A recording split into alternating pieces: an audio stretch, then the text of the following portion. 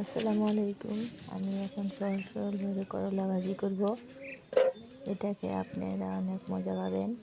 প্রথমে তেল দিয়ে দিলাম,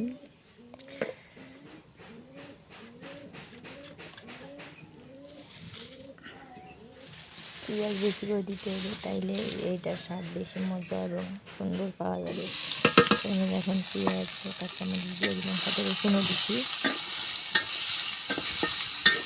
ভালোভাবে নাড়াচাড়া করতে হবে।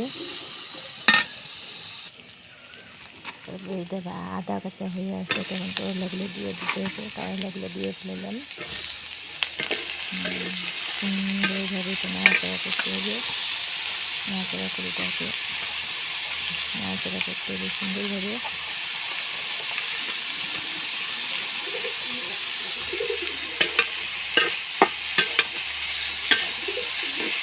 তারপর ঢাকে দিব, ঢাকা না উঠাইছি, লবণ আমি আগে দিয়ে ফেলছি। সুন্দর করে সিদ্ধ করে নেব, লাল করে নেব। তেল দিয়ে দিতে হবে, তাহলে তার মধ্যে সুন্দর পাওয়া যাবে।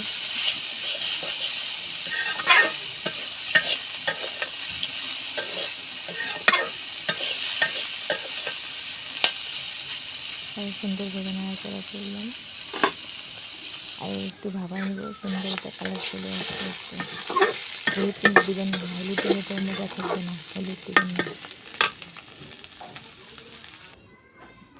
এখন এটা সৌন্দর্য বৃদ্ধি পেয়েছে, অনেক সুন্দর মজা হয়েছে।